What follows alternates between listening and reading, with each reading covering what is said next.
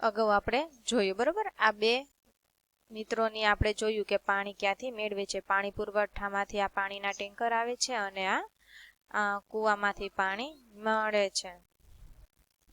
પછી કહે છે કે અમારે ઘરે પાણી અડધા કલાક માટે મળે છે અને આખો દિવસ તેને ઉપયોગમાં લેવા ટાંકી ભરીએ છીએ. ક્યારેક તે ગંદુ હોય છે. જો મિત્રો, કદાચ નળ આવતા હોય બરોબર અડધી કલાક, તો એ લોકો અડધી કલાકમાં નળ આવે ત્યારે આ ટાંકી શું કરે છે, ભરી લે છે. પછી ટાંકી ભરી લે છે, જ્યારે ઉપયોગ થાય ત્યારે ટાંકીમાંથી પાણીનો ઉપયોગ એ લોકો કરે છે. આવી રીતના પણ પાણી મેળવી શકે છે. ત્યારબાદ જોઈએ, અમને અમારા નળમાંથી આખો દિવસ પાણી મળે છે. તો કે 24 કલાક નળ આવતા હોય એને આખો નળમાંથી પાણી મળે બરોબર એ લોકોને. પછી નજીકના હેન્ડપંપ છે. શું છે? હેન્ડપંપ. આને શું કહેવાય મિત્રો? હેન્ડપંપ, અથવા તો આપણે એને ડંકી પણ કહી શકીએ. પણ અમને જે પાણી મળે છે તે ખારું છે. અમારે પીવાનું પાણી ખરીદવું પડે છે. આ હેન્ડપંપમાંથી પાણી મળે છે તો એ પાણી કેવું છે મિત્રો? ખારું છે. તો પીવા માટે તો એ ચાલે નહીં, તો એ લોકોને પીવાનું પાણી ખરીદવું પડે, એટલે કે વેચાતું લેવું પડે છે બરોબર. પાણીમાં એ લોકો પૈસા લે છે, વેચાતું એ લોકોને લેવું પડે છે. ત્યારબાદ છે કે અમે પાણી પુરવઠાની પાઇપ સાથે સીધો પંપ જોડેલો છે. હવે અમને કોઈ મુશ્કેલી નથી. જે લોકોને આ પાણી પુરવઠા એટલે કે જે મોટી લાઈન હોય એની સાથે ડાયરેક્ટ શું કરેલો છે? પંપ જોઈન્ટ કરેલો છે. એટલે કે પાણી એમાં 24 કલાક આવે છે. એ લોકોને કાંઈ જ પણ મુશ્કેલી હોતી નથી. પછી છે કે અમારે બોરવેલથી પાણી ખેંચવા મોટર મૂકવી પડે છે. જો અહીંયા મોટર છે અને નીચે બોરવેલ હોય છે બરોબર. અમે ઈચ્છીએ ત્યારે પાણી મેળવી શકીએ છીએ કે જ્યારે જોતું હોય ત્યારે સ્વિચ ચાલુ કરી દેવાની, એટલે એ લોકોને પાણી મળી જાય બોરવેલમાંથી. ત્યારબાદ છે અહીંયા ચિત્ર જોઈએ છે કે અમે પાણી કેનાલમાંથી મેળવીએ છીએ. જો અહીંયા પાણીની કેનાલ જાતી હોય તો ત્યાંથી લોકોને શું કરવું પડે? ભરવા જવું પડે છે. આવી રીતે ઘડામાં કે માટલીમાં લઈને. તો એવી રીતે લોકો પાણી મેળવે છે. તો તમે કઈ રીતે પાણી? એમાં તમારે ટીક કરવાનું છે. હેન્ડપંપમાંથી મેળવો છો મિત્રો, કે બોરવેલમાંથી, કે આવા ટાંકા આવે છે ત્યાંથી, કે કૂવામાંથી, તમે જ્યાંથી પણ મેળવતા હોય એમાં તમારે રાઈટ કરવાનું છે. અમે બોરવેલમાંથી મેળવે છે, તો હું આમાં રાઈટ કરું છું. તો તમને જે લાગુ પડતું હોય, તમારા ઘરે પાણી ક્યાંથી આવે છે, કઈ રીતે તમે મેળવો છો, એમાં તમારે ટીક કરવાનું રહેશે મિત્રો બરોબર. ત્યારબાદ છે કે ચર્ચા કરવાની. મિત્રો ચર્ચા કરો કે બધાને જીવવાનો હક તો છે જ મિત્રો બરોબર. તેમ છતાં શું દરેક વ્યક્તિ જીવવા માટે પૂરતું પાણી મેળવે છે? અમુકને તો પીવા માટે પણ પૂરતું પાણી મળતું નથી.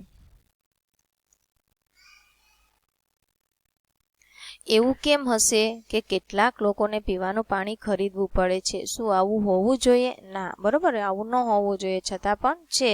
ધરતી પર પાણી દરેક માટે છે. કેટલાક લોકો જમીનમાં ઊંડેથી બોરવેલમાંથી પાણી મેળવે છે. તો કેટલા અંશે સાચું છે? તમે ક્યારે આવું જોયું છે? ઘણા લોકો સીધા પાણી પુરવઠાની પાઇપ સાથે પંપ કેમ જોડે છે? આના લીધે બીજા લોકોને કેટલી મુશ્કેલી પડે છે. શું તમને આવો કોઈ અનુભવ છે મિત્રો? પાણી પુરવઠા સાથે સીધી પાઇપલાઇન જોડી દે તો એ પાણી એની શું કરી કહેવાય મિત્રો? ચોરી કરી કહેવાય. એવું ક્યારેય ખોટું કરવું જોઈએ નહીં. જે કાયદા વિરુદ્ધ છે મિત્રો, એવું ક્યારેય કરવું જોઈએ નહીં બરોબર. તો ઘણા બીજા લોકોને પણ મુશ્કેલીઓ પડે છે, એમને લોકોને પૂરતું પાણી મળે નહીં બરોબર. ત્યારબાદ જોઈએ, આપણને અહીંયા એક બિલ આપેલું છે. શેનું છે? સુરત મ્યુનિસિપલ કોર્પોરેશન હાઇડ્રોલિક વિભાગમાંથી શેનું બિલ છે?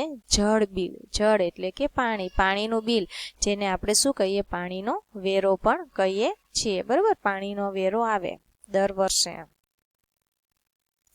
બરોબર. તો અહીંયા જોવો, અહીંયા આપણને બિલ આપ્યું છે. તો થોડી ઘણી વિગતો આપણે જોઈ લઈએ. અહીંયા જોડાણ નંબર એટલે કે કનેક્શન નંબર અહીંયા મિત્રો લખેલો હોય છે. પછી અહીંયા નામ હોય છે. અહીંયા નામ લખેલું છે પૂજન પટેલ. અહીંયા એડ્રેસ હોય છે બરોબર. તમારા ઘરનું જે પણ એડ્રેસ હોય એ અહીંયા લખેલું હોય છે બરોબર.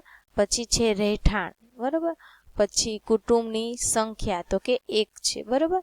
પછી કનેક્શન સાઇઝ છે, આટલા સાઇઝનું છે. પછી મીટર નંબર અહીંયા લખેલો હોય છે. પછી અહીંયા બિલની અવધિ બરોબર, કયા મહિનાનું છે. મીટરની સ્થિતિ તો કે ચાલુ છે. પછી બિલની તારીખ, બિલ આ તારીખે છે અને છેલ્લી તારીખ આ ભરી દેવાનું હોય છે, એવું લખેલું હોય છે. પછી બિલ વાંચન વિગત હોય છે બરોબર. અગાઉનું વાંચન એટલે કે પ્રીવિયસ રીડિંગ, હાલનું એટલે કે કરંટ રીડિંગ, અને વાસ્તવિક એટલે કે જે અત્યારે જે છે ઈવડું ઈ, બરોબર, વાસ્તવિક જે છે એ પ્રમાણેનું છે. પછી બિલની વિગત હોય છે, તો અગાઉના જમા કરેલા હોય એ રૂપિયા કુલ હોય, બરોબર. ત્યારબાદ હાલની બિલની વિગત લખેલી હોય છે, રકમ અહીંયા રૂપિયામાં છે. પછી હાલના પાણીની વપરાશની વિગત, તો કે 116.87 છે, બરોબર. પછી આ બીજો ચાર્જ લગાવેલો છે અને ભરવાપાત્ર રકમ 117 રૂપિયા છે, બરોબર. આ છે આપણું જળ બિલની વિગત. પછી છે આ બિલ જુઓ અને કહો કે આ બિલ કઈ ઓફિસેથી આવ્યું છે. મિત્રો, શું તમને પાણીનું બિલ ઘરે મળે છે? તે ક્યાંથી મોકલવામાં આવે છે તે શોધી કાઢવાનું છે. હાઇડ્રોલિક વિભાગ સાથે સુરત મ્યુનિસિપલ કોર્પોરેશન કેમ લખેલું છે? તમે શું વિચારો છો? કેમ કે હાઇડ્રોલિક વિભાગ છે એવડું મ્યુનિસિપલ કોર્પોરેશનના અંડરમાં આવતું હોય, બરોબર. બિલ કોના નામ પર છે? પૂજન પટેલ. દરેક મહિને તેણે કેટલા પૈસા ચૂકવવા પડે? શું તમારે પાણી માટે બિલ ભરવું પડે છે? કેટલું? પાણીનો ભાવ જુદી જુદી કોલોનીમાં જુદો જુદો હોય છે. તમારા વડીલને પૂછવાનું છે. મિત્રો, આ ચર્ચા કરવાની રહેશે. ત્યારબાદ જોઈએ કે આ કરી શકાય કે કેટલાક એવા સમૂહ છે કે જે જુદા જુદા વિસ્તારમાં લોકોને પાણી લાવી આપવા માટે સખત મહેનત કરે છે. તેઓ વડીલોને તેમના સમયે પાણીની વ્યવસ્થા વિશે પૂછે છે. તેઓ જૂના તળાવ અને નાળા ફરી બંધાવે છે અને નવા પણ બનાવે છે. ચાલો જોઈએ એક સમૂહ જેનું નામ તરુણ ભારત સંઘ છે. તેમણે દડકી માઈને કેવી રીતે મદદ કરી? દડકી માઈ, બરોબર, એક વ્યક્તિ છે, એને કેવી રીતે મદદ કરી? તરુણ ભારત સંઘ છે એને. તો જોઈએ આપણે અહીંયા આ દડકી માઈ છે. જોવો અહીંયા ચિત્ર દેખાય છે. દડકી માઈ નામ છે. તે રાજસ્થાનના અલવર જિલ્લાના એક ગામમાં રહે છે. પૂછાઈ શકે પ્રશ્ન કે દડકી માઈ ક્યાં રહે છે? તો કે રાજસ્થાનનો અલવર જિલ્લાના એક ગામમાં રહે છે. ગામનું નામ નથી કીધું, પણ રાજ્ય કીધું છે અને જિલ્લો કીધો છે. રાજ્ય છે રાજસ્થાન, જિલ્લો છે અલવર, બરોબર. રાજસ્થાનના અલવર જિલ્લાના એક ગામમાં રહે છે. ગામની સ્ત્રીઓએ આખો દિવસ ઘર અને પ્રાણીઓની સંભાળ રાખવામાં વિતાવવો પડે છે. ગામની સ્ત્રીઓ છે આખો દિવસ ઘર અને પ્રાણીઓની સંભાળ કરે છે. ઢોરો રાખ્યા હોય એની સંભાળમાં વિતાવે છે. ઘણી વખત તેઓને પ્રાણીઓ માટે કૂવામાંથી પાણી ખેંચતા આખી રાત જાય છે. પ્રાણીઓ હોય, બરોબર, ગાય ભેંસ વગેરે જે પાલતુ પ્રાણીઓ એમને પાળ્યા હોય એને પાણી પીવા માટે તો જોઈએ ને, તો કૂવામાંથી એ લોકોને પાણી લાવવા માટે આખી રાત પણ વહી જાય છે.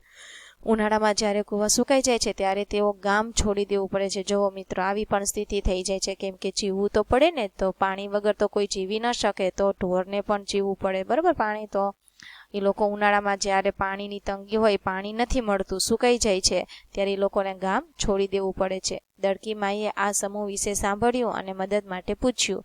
તો ગામના લોકો અને આ સમૂહના સભ્યો સાથે મળી તળાવ બનાવ્યું, જેથી પ્રાણીઓ માટે ખોરાક પાણીની મુશ્કેલી હવે ઓછી થઈ. લોકોને વધારે દૂધ મળતું થયું. તેઓની કમાણીમાં વધારો થયો, બરોબર. આ એક પ્રસંગ લીધેલો છે 4 ગામની કથાના પુસ્તકમાંથી, બરોબર. આવી રીતે હતું. તો આ દડકી માએ છે એ એકલા સંઘની મુલાકાત લીધી અને એની મદદથી તળાવ બંધાયું, તો જેથી કરીને પાણીની મુશ્કેલી શું થઈ ગઈ મિત્રો? ઓછી થઈ ગઈ, બરોબર. તમે કોઈ સમાચાર પત્રમાં આવા સમાચાર ક્યારે વાંચ્યા છે? લોકો તેમની પાણીની પરેશાનીનો ઉકેલ કેવી રીતે લાવે છે? શું તેઓ કોઈ જૂના તળાવ અથવા તો વાવનું સમારકામ કરી તેનો ઉપયોગ ફરી કરે છે? બરોબર. ત્યારબાદ જોઈએ આપણે કે આપણે શું શીખા મિત્રો? પોસ્ટર બનાવવાનું છે. તમારા સૂત્રો યાદ છે? દાખલા તરીકે કેમ છે? જળ એ જ જીવન, બરોબર. એવા તમારે સૂત્રો બનાવવાના છે, પોસ્ટરની અંદર લખવાના છે મિત્રો, પાણીને લગતા, બરોબર. પાણી બચાવો, પાણી તમને જરૂર બચાવશે. જળ એ જ જીવન, બરોબર. આવા તમારે સૂત્રો બનાવવાના છે. ધરતી પર પાણી સૌ કોઈ માટે છે, એવું જ નથી કે એક વ્યક્તિ, બધા માટે છે. આવા બીજા સૂત્રો વિશે વિચારવાનો છે. ચિત્ર દોરવાના, સુંદર પોસ્ટર બનાવવાના છે. પાણીનું બિલ લાવવાનું અને જુઓ અને કહેવાનું છે કે આ બિલ કઈ તારીખથી કઈ તારીખ સુધીનું છે, આ બિલના કેટલા પૈસા ચૂકવવાના છે. તમે બિલમાં બીજું શું જોઈ શકો છો? જેમ કે સમારકામ પર ખર્ચેલા પૈસા છે, જાળવણી ખર્ચ છે વગેરે. આવું બધું તમારે બિલ જોવાનું છે, શીખવાનું છે, બરોબર. ઘણું બધું છે. તો અહીંયા જે આપણું એકમ છે મિત્રો કયો હતો? જળ એ જીવન, જે અહીંયા શું થાય છે મિત્રો? પૂરો થાય છે. તો આમાં આપણે જોયું, બરાબર, પાણીના સ્ત્રોતો જોયા, પાણીઓ લોકો ક્યાંથી મેળવે છે, પછી પાણીનો આપણે સંગ્રહ કેવી રીતે થાય છે, પાણીનો બચાવ કેવી રીતે કરવો જોઈએ, એનો સંગ્રહ કેવો રીતે કરવો જોઈએ, બરાબર, પાણીનો ઉપયોગ કેવી રીતે કરવો જોઈએ. તો અહીંયા આપણે પાણી વિશે ઘણી બધી આપણે માહિતી મેળવી છે મિત્રો. તો હું આશા રાખું છું કે તમે પણ પાણીનો સંગ્રહ કરો, પણ એનો બગાડ ન કરો. જરૂર પૂરતું જ પાણી વાપરવાનું છે, જેથી કરીને આપણા દેશના દરેક નાગરિકને પૂરતું પાણી મળી રહે, બરાબર. તો હું અહીંયા મિત્રો એકમ પૂરો કરું છું. ફરીથી મળીશું નવા એકમ સાથે. અસ્તુ. જય હિન્દ, જય ભારત.